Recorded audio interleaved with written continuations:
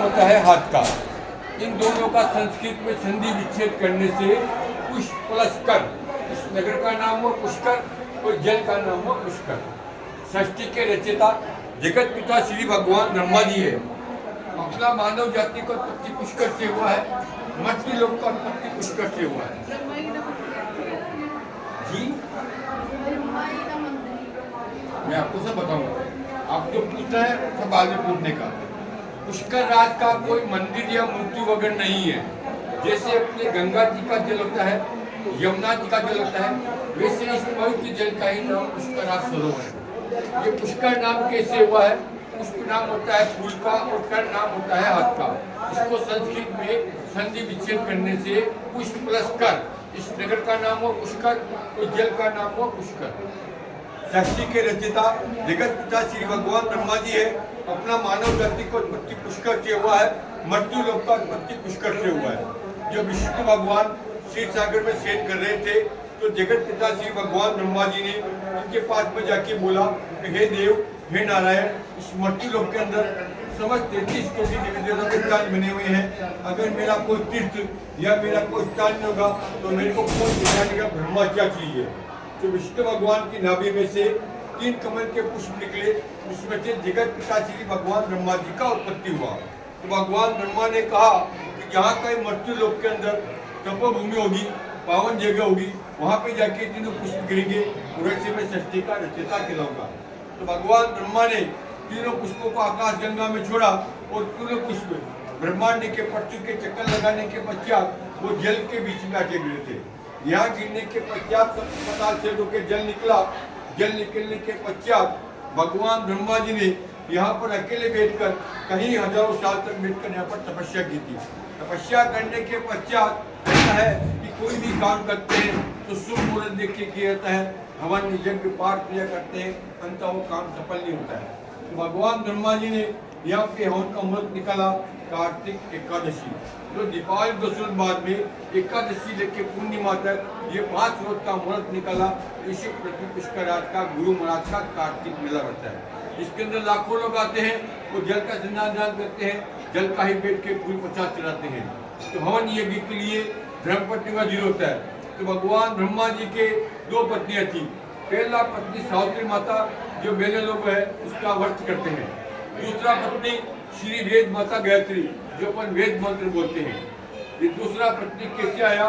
भगवान ब्रह्मा जी के बड़े पुत्र श्री देव श्री नारायण ने माता पिता के बीच में झगड़ा करा के भगवान ब्रह्मा का दूसरा शादी करा दिया और दूसरा स्त्री खिलाया गायत्री जो अपन वेद मंत्र बोलते हैं। फिर भगवान ब्रह्मा ने यहाँ पे हवन बिठाया। बिठाने के पश्चात जो मंत्र का आवाज गुनने लगी वो आज माता सावित्री गाने लगी। माता सावित्री ने यहाँ पर आके देखा तो भगवान ब्रह्मा जी के पास में दूसरी पत्नी विराजमान थी। तो माता सावित्री क्रोधित होके अपना पहला पति श्राप दिया, यही षष्ठी के पालनहार जो भी नियम बनाए आपने बनाए। आपके पास में एक स्त्री होती भी आपने दूसरे से आदमी शादी की है, इसलिए आपको मैं श्राप देती हूँ कि आपका संसार भर के अंदर मृत्यु लोक के अंदर आपका एक ही तीर्थ रहेगा, आपकी पूजा जल की ही पूजा होगी, इसलिए जल ही पूजनीय है। मंदिर आज के 1100 साल पहले जगत गुरु शंकराचार्य ने बनाया था, क्योंकि मंदिर का पूजा नहीं होता है क्योंकि माता सावित्री का श्राप दिया हुआ है। जो गृहस्थी लोग आता है वो जल का बैठ के प्रसाद चढ़ाता है। ऐसा श्राप देके माता सावित्री पहाड़ी पे जाके बैठ गई।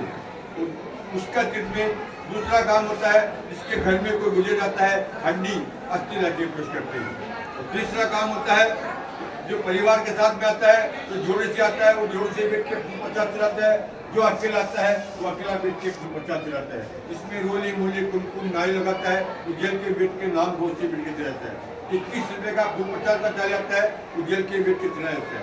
और चौथा काम जिसके घर में कोई गुजर जाता है सप्तकुल के अंदर, सप्तकुल मोक्षदायक है, यानी कि यहाँ पर 7 कुल यहाँ पर पिंड प्रधान व तर्पण किए जाते हैं। राजा रामचंद्र जी ने अपने पिता दशरथ के पिंड प्रधान जो पितृगया में किए थे तो भगवान विष्णु का आकाश दिवा कहे पुत्र राम आपके पिता दशरथ के ऊपर ब्रह्म हत्या का पाप लगा हुआ है, तो आप पुष्कर तीर्थ में जाइए और अपने समस्त सप्तकुल के तर्पण व पिंड प्रधान करिए। तो रामचंद्र जी ने यहाँ पर बालू मिट्टी से अपने समस्त सप्तकुल के पिंड प्रधान व तर्पण किए थे। ऐसा पद्मपुराण लेख है, गया गंगा कुरुक्षेत्रे प्रभाने पुष्कराचे एतानि मुख्य तीर्थानि श्राद्ध काले भवन देगा। अगर श्राद्ध नहीं करते हैं तो आपके पूर्वज, हमारे पूर्वज वो जल में विराजमान रहते हैं, उस सोचते में मेरा बेटा नाते पुष्कर तीर्थ में आएगा, मेरे को जल तर्पण करेगा, उनको आत्मा को मोक्ष मिलेगा और आपको अच्छे फल का प्राप्ति होगा। इस जल के चारों तरफ राजस्थान के जितने भी स्थित राजे महाराजे हैं उनके बनाए बावन घाट है। नगर में छोटे मोटे 1000 मंदिर है। आपके यहाँ से कोई भी मंदिर मूर्ति में भेद पूजा दुर्लभ नहीं होता है। यह पुष्कर तीर्थ में समस्त पितरों के मोक्ष के लिए, परिवार सुख शांति के लिए, अखंड शुभा के लिए गुरु महाराज का पितृभोग लगता है, जिसका आपका फोटो मिलता है, प्रसाद मिलता है, गवर्नमेंट का चैरिटी का आपको रसीद मिलता है, 1000 रूप में जाना जाता है और तीर्थ के विकास में आपका पैसा लगता है।